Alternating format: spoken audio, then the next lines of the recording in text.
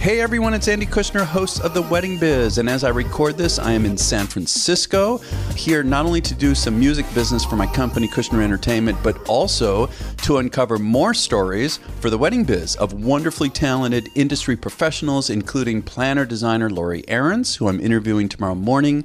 I just finished interviewing entertainment professional Natasha Miller of Entire Entertainment. Earlier in the day, I was hanging out with Allison Hotchkiss Rinderknecht and her business partner, Jesse Toombs. She had been on the show, and I'm going to be interviewing both of them together in another month or so.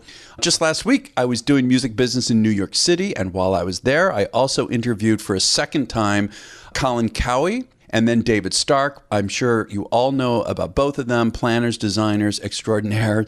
Both were free-flowing conversations that brought up so many extremely relevant topics I know you're all going to be interested in hearing, including their takes on pricing and staying relevant, and so much more. So stay tuned for those releases, which will be in the next month or so. And I've been asked to have myself interviewed. And so last week, if you missed it, was an interview of me by Mary Swafield of The Wedpreneur, in which I talked not only about my own story and what led me to create this podcast, The Wedding Biz, but also Mary asked some great questions that got me to think about the threads that I feel, or that I've discovered, tie all of these iconic guests together. So I love what came up in that conversation. You could check it out from last week. And so today's guest is Cindy Novotny of Master Connection Associates. The first interview I did of her was so popular, I wanted to sit down with Cindy again, a second time, and she did not disappoint. Again, Cindy is the founder of Master Connections Associates, an internationally renowned leader in sales, leadership, and customer service. Cindy's been recognized by the Association of Talent Development as one of 9 most powerful and innovative speakers, and the Hospitality Sales and Marketing Association International recognized her as one of the top 25 most extraordinary minds in sales and marketing. She authored the book Living with No Balance and Loving It. Cindy talks about delegating to employees during this conversation and effective communication with them, including how she motivates her team. She gives a wonderful brainstorming technique, discusses pricing, and how she deals with fear. It was such a great conversation. Don't forget to listen to our follow-on segment, which is coming out on Wednesday, The Next Level, in which my guest co-host and I tease out some of the highlights and to help break them down and deliver specific tactics and tips to help you raise your business to the next level. And I'm so excited when we release it. My guest co-host for this show is the iconic planner designer David Stark, who I mentioned I interviewed for a second time in New York recently. It was wonderful having David on The Next Level talking about my conversation with Cindy. So now enjoy my interview with Cindy Novotny. Well, hey, Cindy, it's so good to have you back on the show again. Happy New Year. Happy New Year to you, Andy. Glad to be back. Yeah, the last time we were on, it was August 27th, and there was so much from that interview, that conversation, that I want to urge everybody to go back and listen to it. And now's our chance to go a little bit more in depth, so I'm so excited to have you on the phone. Well, thanks for having me. I love having these conversations and sharing all my stories and everything I've done with everyone so they can learn from what I know and also from any of my mistakes. I think that's always good. Well, and hey, we might get into some of that. So, speaking of all of that, what about the whole past year, 2018? I mean, what would you say is one of the biggest lessons that you learned this past year? I think my biggest lesson this year was that I have to continue to be selective in who I really bring into my inner circle and who I allow to help make decisions on behalf of our company. And, trying to take things forward, you always think that everybody has the same initiative that you have and has the same level of integrity that you have. And it's not always the case. And I just find that I'm going so fast that I sometimes maybe trust too many people that I should have backed down and said, wait a minute, I got to look at this and this. So I think that's going to be my 2019 mantra is I've always kept things very close in our group, but I've got to really question things a lot. When you say that, I mean, I'm assuming obviously you're talking about an employee or employees, and I had a similar issue somewhat recently too. And I've been talking to friends about this. Friends are saying, well, you needed to have not manage more, but been more aware of what's going on. And I feel like, well, as the owner, as the CEO of the company, and technically I've got two companies here with Kushner Entertainment and the Wedding Biz, but still putting that aside, it's like, I want to delegate. I want to trust people. There are certain things I just don't feel I can keep tabs on. I also don't want to be a micromanager. So I'm wondering about that too. It's like, well, if I'm going to do this differently now, how much in depth do I go into watching what they're doing? Isn't that somewhat of what you're talking about? Yeah. And I think for me, both my husband and I run our company. It's privately held. We have a lot of people working for us. And what happens is that I have created a very family friendly business. I mean, and when I say family, a few of my family members work for me and that's fine, but I treat everybody as family. Although, we have rules of engagement, we have to do certain things, we have to make quotas. But what happens is that I tried it to be as open and communicate as much as I can. I'm talking to people all the time, doing one-on-ones. And yet the people that you know and you think you know so well, even when you say to them, if something's bothering you or something's on your mind or you want to do something differently, just talk to me. And, over the years, if you would have talked to me 30 some years ago when I started the company, probably those first few years, I might have been a little bit of a, like a bull in a china shop. I might have been stuck in my ways. I might have, been the first to blow up when something didn't go right. But you can ask anybody today, and I'm actually quite relaxed. And it doesn't matter. They could look at me in the face and say, I think your ideas suck and you're like ridiculous. And I'd be like, okay, well, let's talk about it. And so what bothers me is when people look at you right in the face and say, oh, no, everything's fine. And then they turn around and it's not fine and it becomes a huge issue. And I think this is a problem in communicating both in people's personal lives as well as professionally. And that's why as I go into 2019, I'm making things very clear. I'm only giving people one shot. Like I'm giving you one shot to talk to me and make things right and have open dialogue. And if not, go somewhere else. The good news is there's a lot of jobs. So just go get one. Well, it's an interesting thing you're saying because I've been through this also for years where I say to people, look, if there's anything that's bothering you, I mean, also suggestions, whatever you've got, but especially if something's bothering you, I say, I don't want you to build resentment. I want you to feel comfortable to come to me.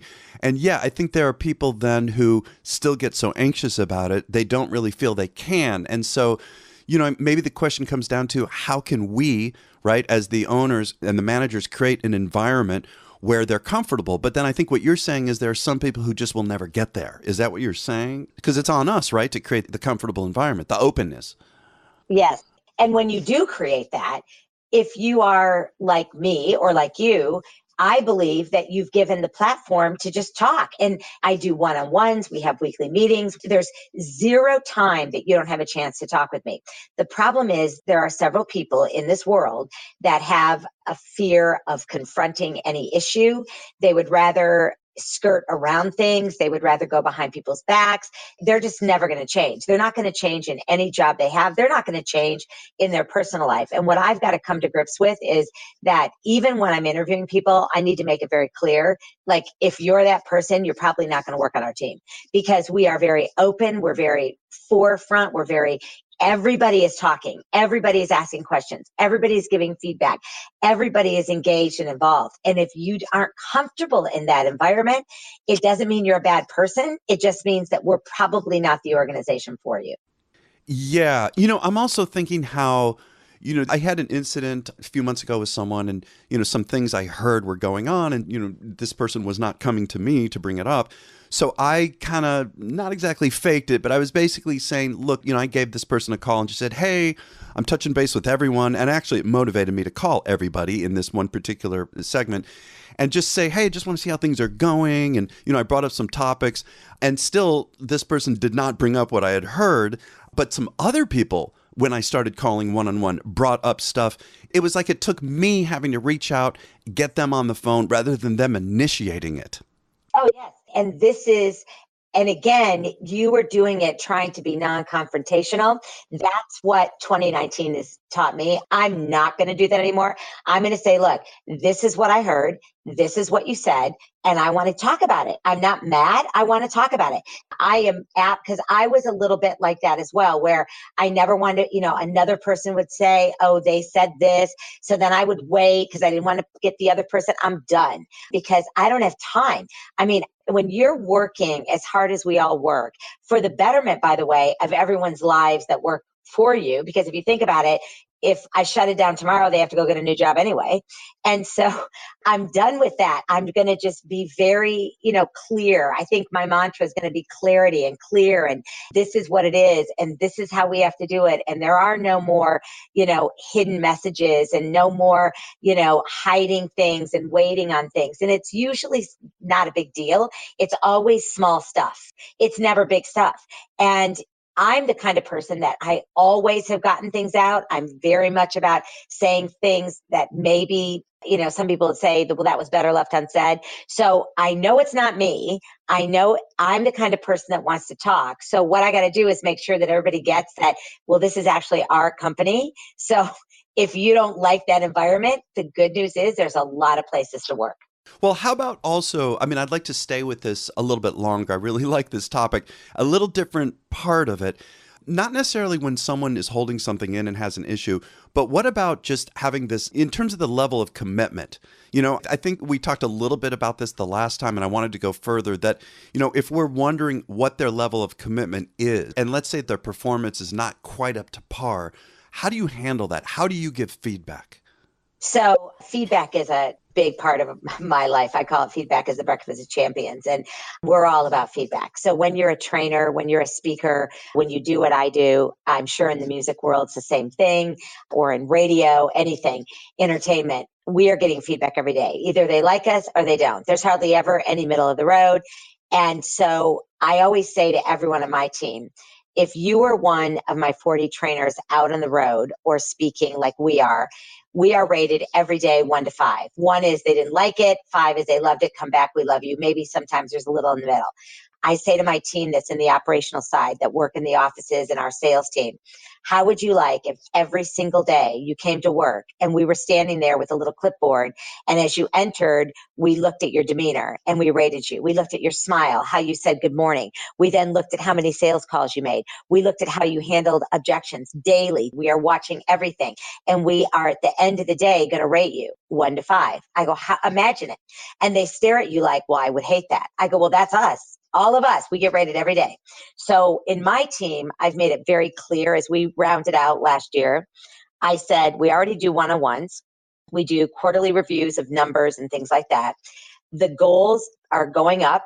We gave people a little bit of a pass over the last few years where there was things like, with the climate of the business. And right now, business is booming. Business is good. I want no excuses. I want you to find new market segments. And so we are not going to review those quarterly. We're going to review them monthly. So we're having, sales meetings every week. Everybody in production is having their meetings, and every single month you either hit your number or you didn't. And doesn't mean like you have to live in fear. There's no repercussion because sales is a fickle thing. You go up, you go down, you double up, and then you might go down, and it's got to all wire out by the end of the year. But we're not going to have that term paper syndrome waiting until fourth quarter as you scurry around trying to make your year-end numbers. So what about also related to this is keeping them motivated? How do you handle motivating employees? So I'm also a firm believer that about 10 years ago, the corporate world went a little overboard. I work with a lot of law firms that put together childcare. I gave people, creative fitness rooms, and I've done a lot of the same thing. I offered childcare to one of our employees that since has quit and gone on to stay home with her baby and work from home. But I offered to have the childcare in our offices. I have a fitness, center that we set up for them. We give them the flexibility. If they're not feeling well, but they're okay enough to come to work, I certainly let them, work from home that day. So I'm not like, oh, you only have 3 sick days a year and that's it, and you have to take vacation time. I'm very flexible with family needs. So whether they have kids or no kids or parents they got to do something with, very flexible, letting people go to their doctor's appointments. Because, in Southern California, it takes like, a half a day to drive there, go to the appointment, drive back. Yeah. And so and so when I sit down, I really try to list out what's important to you. So we recently hired somebody new a few months ago, and she worked in a very toxic environment, for about 10 years before she joined our team. And I mean, the work environment was very toxic.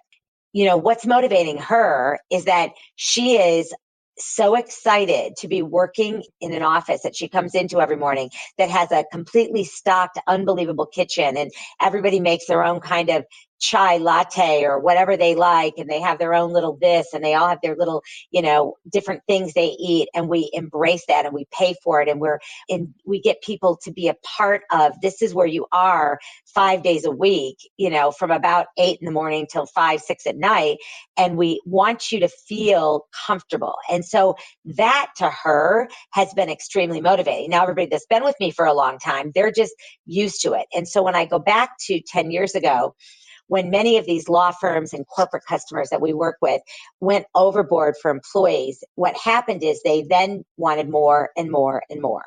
So we give you childcare, but then they want to have things where you have parties for the children. Then they want to have things where you actually provide lunch so the parents can go down at their lunch break and have lunch with their kids. So people, it's like so sad. And I'm not a psychologist at all, but I do believe the more you give them, the more they want. So, I mean, you give them a bonus and they're like, oh, thank you so much. And then next year they're just waiting for it. And so, I honestly, I call it the turkey syndrome, because way back in the day, and we're talking 20 some years ago, at hotels, because I, grew up in the hotel industry, at the holiday, because it was a hotel and they got their vendors, they gave employees turkeys. They don't do this anymore, but turkeys. Okay. And people started getting like so mouthy, like, oh, who wants that turkey? It's not even that big. And so that's where, and then of course, everybody just ends it. So I think what has happened over the course of time is that you have to motivate people, and you can't really motivate. You have to inspire people individually. So I do sit down with my team and I talk, like the person on my team that's been with me for over 10 years that has loved this environment. What motivates her is different than the new one that just joined 2 months ago.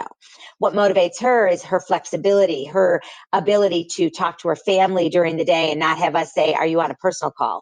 What motivates her is her ability to run home and feed her, because she lives close to where we work, feed her dogs. There's a different motivation for every person. And the motivation comes with age, because what people want in their 20s is different than what they want in their 40s or 50s. It's like 401ks and SEP IRAs and things like that. We give a substantial SEP IRA to our corporate team. And we have, because we're privately held and we're in the state of California, we have to match it to ours, which is huge. And like, there's no company that does as much. And I'm not kidding, because we checked it all out. And so to a 20-year-old, they're like, that's nice. But, because it's your money, you can actually take it out. You'll pay taxes on it. But and we give them our financial planner, we let them have access to him so that he can talk to them about, you really want to leave that in here, and this is what you want to do.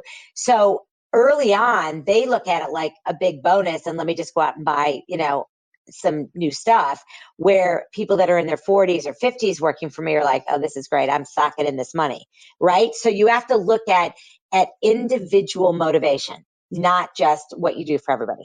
Yeah, no, I like what you're saying. It's interesting. It was just recently, this is so apropos, I kind of came to almost an epiphany for myself, which is when I knew I was going to get together with the entire group, and talk about, how are things going as a group, right? And I want to, in a moment, get into brainstorming. I then realized that if an individual had an issue, and this would happen in the past, where I would see, this is not really appropriate for the whole group, and now it's almost maybe poisoning other people in a sense. And then I figured out, let me first get together with them individually, like you're talking about, then have a group meeting. That was something I'm trying now too, is keep up the individual one-on-ones and then have the whole group together after I've gotten through some of the, like you're saying, what's really just pertaining to maybe a particular employee. Absolutely. Because here's the thing about people, it's groupthink, and I don't care how brilliant they are. I don't care what age they are. Whoever's the loudest in the room, whoever has more seniority, whoever's more gutsy kind of takes over meetings. And so when you do your one-on-one, in addition to your team meetings, then you're able to say, so Cindy, when you and I were meeting, you mentioned this idea about A, B, and C. So why don't you elaborate on that? And I've propped this person up, where that person might be very quiet. They may be very analytical. They don't like to bring things up. But if I've done my one-on-ones, I'm then helping boost them. And that does help people to all contribute to the team. The other thing about, and I used to be the worst at this as an employee. Okay, so this is how I learned. So when you say you learn from mistakes, you talked about brainstorming for a moment. So the official, and I've been through all the, TQM and, the whole quality process with Malcolm Baldridge because of our work with Ritz-Carlton for so many years. And official brainstorming goes like this. If you have 10 people in a room, in the conference room, and you've got the flip chart up there, one person's writing, that person's still part of the round robin. Officially, you throw the idea, we need to come up with new ways to bring in new business for the first quarter. Okay, you go around the room. People just don't start yelling. You start with the first person that's seated, and they throw out an idea, and someone writes it. The next person might say pass. Okay. You know how sometimes your mind, you can't, and then the next person might say pass, but then the next person comes up with an idea. Now the person writing gets their chance to go, here's mine, and they write. Now the first person who passed might have sat there listening. They may now come up with the most brilliant idea of all because we didn't put pressure. Because if you've ever been in a meeting where somebody is looking at you and just staring, so you have no ideas. We pay you to think and you have no ideas. And it's like nerve wracking. And so I wasn't the pass person. I was the take over person. So when I was an employee and we were brainstorming, I probably threw up 10 ideas before you ever got to anybody else to talk. And so somebody else might have been able to come up with an idea that might have been better than mine, but I just was like, and this, and this, and this. And this wasn't when I was the boss, by the way. This is when I was an employee. And so I look back, and why did I do that? One is I got a ton of energy and I got a ton of ideas. Two is I probably wanted to show that I was smarter, better, quicker than anybody else. Who knows? But that is not how you brainstorm. You just go around the table, idea, pass, idea, pass, idea. And if they say pass, it's because they're thinking and they're adding on. And some people are much more analytical. I'm not analytical at all. I'm extremely expressive. I say whatever on my mind, and my husband's extremely analytical. And so he hears an idea and his mind is thinking about that idea and maybe coming up with something to add to that idea. And if you sit there and just stare at him or say, well, what is it? You're shutting them down. Yeah, no, I love that. That's a really interesting technique to use for setting up a brainstorming session. And I might just try that because I'm setting one up in a month. I want to ask also on a different topic, but it's really a sensitive one in this industry, any business, but in the event industry in particular, is pricing. I mean, Cindy, I'm sure at the conferences you go to, like Engage, that's a very hot topic there. A lot of people have a lot of different opinions. I remember at one of them, Colin Cowie was talking. He almost pleaded with the group there saying, look, everyone, too many of us are giving away our pricing. We're really corroding it and it's out of fear and you need to value yourself. And I mean, what can you say about, this is a big topic, but what can you say about that whole issue of pricing? And especially now when there's fears about the economy potentially and, people, it's the beginning of a new year, everyone's re-looking at things. What do you think overall about how to price yourself? Well, first of all, I think now this is the wedding industry. It's hysterical to me that everybody talks about pricing and shares all this stuff, because in any other industry, you are not going to sit around and pharmaceutical, insurance, you're not going to sit around and talk about how do you price. First of all, there's price fixing and all kinds of reasons you wouldn't do that. I agree with Colin that giving things away and doing things on the cheap is not a good idea. But here's how I look at it. Colin Cowie has the benefit of saying that, and he's a friend of mine. And I will tell you right now, he's at a position in his career and life that why he came up with his different levels. So he's got the Colin Cowie and the white label and all these different levels. He was very smart to do that because that takes him out of the equation. If you really don't want to spend a lot of money, you can still work with Colin Cowie lifestyles and you can still work with us but you'll be working with one of my apprentices, you'll be working with one of my team members, which is what we do in our company. I'm not doing all the training. I'm not doing all the speeches, but I'm not going to go to NSA, which is National Speakers Association, and talk to them about pricing, because I price to what I feel I'm worth and my timing. And if you can't afford it, I'm moving on.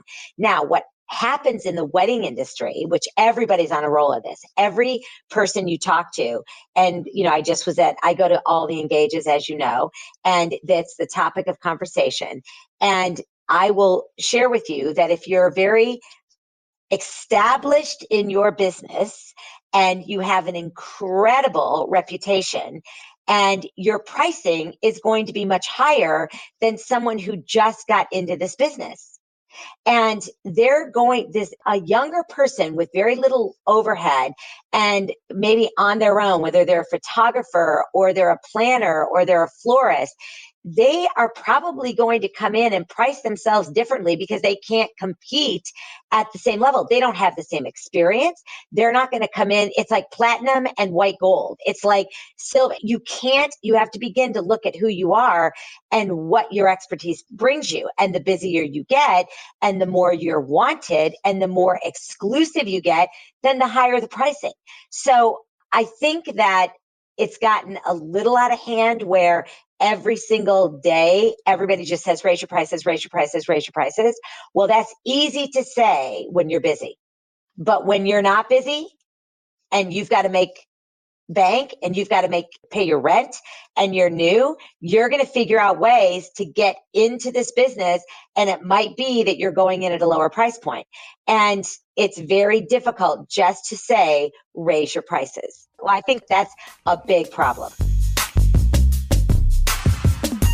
I just want to take a moment and say, wouldn't we all like to have more exposure in our markets? I mean, certainly our own handling of social media and various other tools are ways that we do gain more presence. Though, what if you could have professional outside help that you could depend on to really get you the results that you need? And I know we all are happy to get much more presence. Well, I want to tell you about our sponsor of today, OFD Consulting.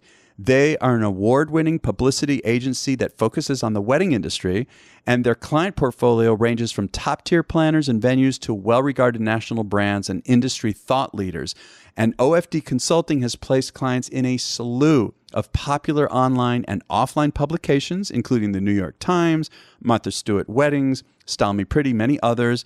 And they also have a service that's dedicated entirely to B2B press for those looking to elevate their brand reputation among peers through online mentions, guest articles, podcasts, and speaking engagements. So if you are a small business and you want to get your name out there, get more exposure for your brand, get your message out there, and you want to just dip your toes in the PR waters, check out the OFD Collective, which is a 3-star membership with robust educational and coaching opportunities, along with ongoing press leads. So definitely check out ofdconsulting.com. Again, that's ofdconsulting.com.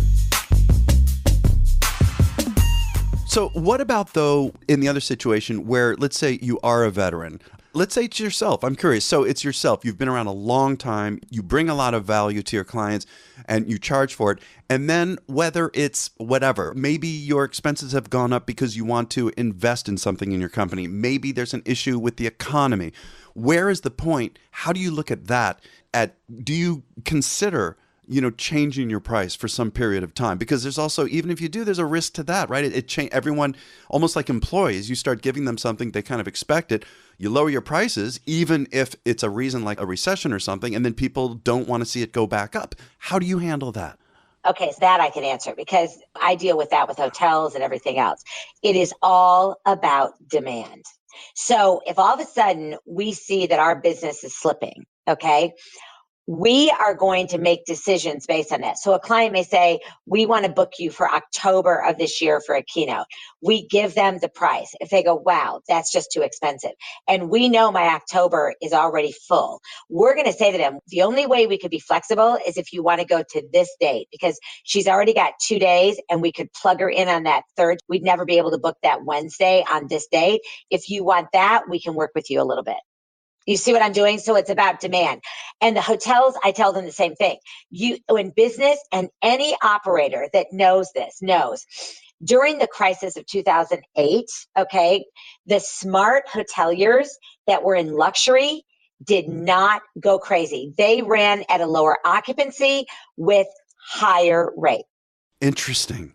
Because higher rates. yeah, so if I'm a luxury hotel with an ocean view and I'm charging $700, $800 a night, just because business slows down, if I immediately go on sale and then business goes up, people are going to want, well, I want that $250 rate. Well, it's not available.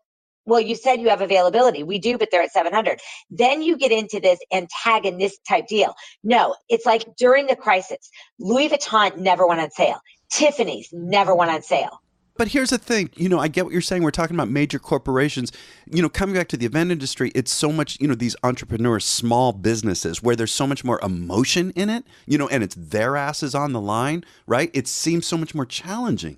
But see, there's where, if I'm new, there's where I think the pricing model can't be across the board. So Colin, he went through all that. So let's go with Colin, because I've been on this. Oh, he said his business went down 80%. Right. All because it was just about Colin. So what he did was he didn't lower pricing. He changed his business model. So now he's got all these different tiers. So if you want, then you're going in with a different tier.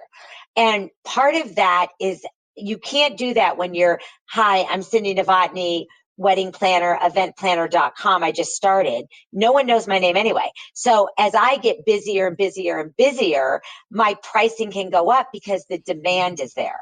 It's interesting. This is reminding me, I recently read Richard Branson's book, Losing My Virginity, with the first of his 2 books.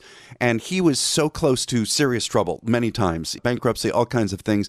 And I remember he said something which you're reminding me of. It struck me. He said rather than just like cut expenses and lower pricing, all of that, instead he looked at it as, I'm going to expand out of this, which is like what you're saying about Colin, is it adding in, for example, another level of offering of service. So he expanded his offerings. He was able to get more business. And that has really changed for me to think of expanding out of it. Right. So for us, the reason, and I've said this before on my August podcast, we are not Cindy Novotny. Okay. We are Master Connection Associates. There are clients that are huge customers of MCA that do not know who I am. And that is on purpose. And hallelujah. They love other people on my team. And those other people on my team are popular to them. They want them. They call and ask for them. So what we did was we expanded our kind of how we go out into the field. Then we have a technology part of our business. We have a consulting part of our business that has nothing to do with me. Even though I started it 30 years ago, I was the face, which is why we have cindynovotny.com, my own kind of website, my own stuff that I do just for, other things, simply because if it's all about me, there's only 365 days in the year. And I don't care how you could charge $50,000 a day. At some point, people aren't going to pay it. And then all you have to do is look at how much money do you want to make. And then if you don't, I have to support a lot of people. I have a lot of people on payroll. So when you have a lot of people on payroll, and again, in the state of California, it's not just payroll. It is insurance. It is all the investment in their 401k, their SEP IRA. It is unbelievable. Okay. And then you think about the restaurant that I'm a partner in and everything we have to do with that. So if you go through all of that, you decide how much money do I have to make? So when business takes a dip, the only persons that take a hit are myself and Lefty, my husband. So we'll take a hit and our bankroll will go down a bit, but that's all right because we signed up for this gig. It's our business because we're not bringing on investors. We don't want it. We own it and we're owning it by ourselves. That's it. And so the key is as you look at that, you decide either I reduce payroll, either I reduce expenses or I increase revenue. And this is the other problem. Most people in the event and wedding business have a serious, serious problem in business development. They just simply don't get it. What business comes in, they get little referrals. When the phone stops ringing, when the email stops coming in, it's like, oh my gosh, business is down. Well, figure out some new innovative ways to go out and market yourself, to be present, to go out and find new gigs that may not always be right in your wheelhouse, but are going to be able to bring you in business. I like that a lot. Before we wrap up, and this is great conversation, before we wrap up, Cindy, I want to ask one more question kind of connected to all of this. We also talked last time, you talked a great deal about fear, you were talking about how every person in the world, no matter who they are, faces tough times. Every person feels some kind of anxiety. And I was asking you, well, how do you look at the solution to that? And you were saying, got to turn fear into a motivator, and had a great talk about that. Well, I'm thinking now with the new year and the political climate as it is, and the craziness, at the time of the recording of today's conversation, but this I think can work at any time, frankly, the market's going up and down like crazy, but how to deal with the economic fear that people are now feeling. Again, it's also that basic question about fear. What do you do with the fear so it doesn't freeze you, make you anxious? Maybe nothing has even happened yet, but it's that fear. And I know a certain percentage of people are feeling it. Well, first of all, let's talk about the economy. All right, the stock market. You don't have to know much about the stock market to know it's correcting itself right now. We had record hits in the stock market for months, highest in the history of the stock market. So you can blame politics, you can blame Donald Trump, you can blame anybody you want to blame. All you got to do is, pay attention to business and know that it's in a correction state. It has happened over and over. We've never seen it that high. So you're going to see a lot of dips in it as it begins to correct itself out. Have you read anything ever about the Federal Reserve? Only some articles, even podcasts, frankly. No, you got to read the book. I can send you, there's an incredible book. And what was funny is I was sitting in Egypt 2 years ago with a group of Egyptians who said to me, and it was my husband and I were both sitting there. They said, so isn't it wild that just a bunch of private rich guys run the Federal Reserve?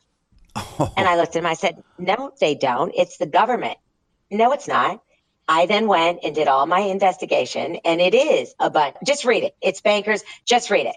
What's it called? Well, I have to look it up. It's on the Federal Reserve. I've got the book. We'll put it in the show notes so that everybody can see. Yeah, we'll put it in the show notes because I can look at my Kindle and I'll be able to pull it up for you. But this is my thing about fear with the economy.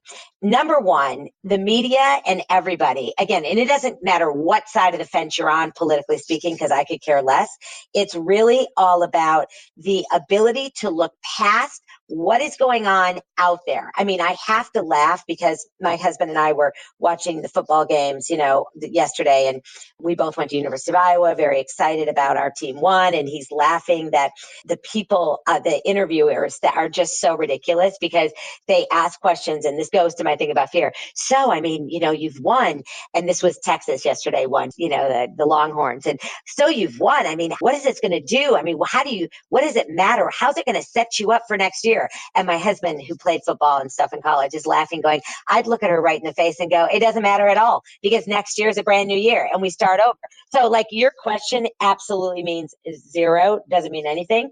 But the idea is that when people listen to everybody else about fear and they listen and they get so involved in the media, I'm telling you right now, if you listen to the news every day, you would think we're already dead. And so I'm sorry, but I'm not, and my business is going well. And it doesn't matter, again, if people spend their entire energy hating Trump. Okay, that's fine. Again, I don't care if you voted for him or not voted for him. I'm not in or out. It doesn't even matter. It's not about politics. It's that I am not going to spend one waking moment trying to predict the future. I'm going to get on with doing the job. And this is where I think people, the fear, you're going to have fear for the rest of your life. I'm afraid of things that are just in my personal life and what's going to happen. I probably worry about things too much to the point of, people go, my husband will say to me, worrying about that is going to change nothing. So stop worrying about that. This is just in our personal life, right? And over the time, you begin to really start to say, being afraid is okay because it does help you make some judgment calls. I look at fear where it actually helps me back up for a minute and say, is that really the smartest thing to do? And sometimes, no, it's not the smartest thing to do. And I probably should do something else. And it was fear that stopped me from doing it. And there's nothing wrong with that. I think, I look at fear like, I won't jump out of a plane. I won't bungee jump. Now, I don't even have a fear of heights. I will go to the top of a pole and do all those fun things like that and jump off that. Why won't I do any of that other stuff? Because I'm scared. I have a fear that whoever packed that chute did it wrong. I don't trust people. So it's like whatever fear you have to look deep into why do you have that fear? And if the fear is something that's making you question things, then I believe strongly that it's okay that you're having those questions, because it's important that you pay close attention to what those fears are. And I think that's what makes a huge difference in what everybody does. You know what I mean? They get better. Oh, and by the way, the book is called The Secrets of the Federal Reserve. And I have to say, I mean, again, it's a book and it's written, but it's unbelievable, because when you're sitting in a country in the Middle East and men are telling you about the Federal Reserve and you're like, okay. And then I downloaded the book in 5 minutes. I just pulled it up on my Kindle. And it's like, when I talk to people, and one of my friends who is big in the stock market, huge, consultant and everything, I, of course, immediately text him, and he'd read the book like years ago, and he knew all that. Because everybody else I ask, I'd say, oh, who runs the Federal Reserve? Oh, the government. No, it isn't. And so it's literally like everybody thinks they know something. And so they put fear, like, who says the economy's bad because the stock market is a correction? Who says, is the business good right now? Are we doing okay? Is the unemployment so low?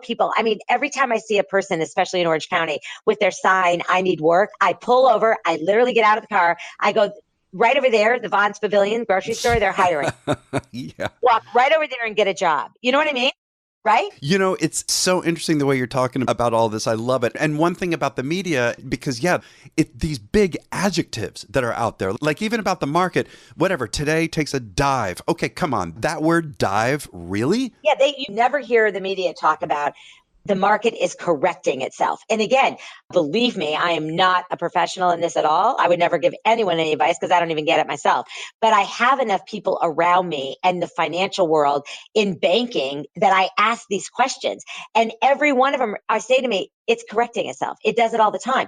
It went way too high and then it starts to correct itself. And I don't even get investing like that. I don't even get it. But I know that real estate in our area in Southern California is hotter than it's ever been. Houses are selling for outrageous numbers. People are in lotteries to get houses with the new build. The building in Southern California is out of control. We have no water, but they're just going to build more houses. Right, you know what I mean? That's funny. So I look around and I go, when I hear this stuff, my fear is going to be on my own stuff. I think when you get into the economy and you worry about your business based on somebody who's got a microphone and a desk on television, you are seriously losing it.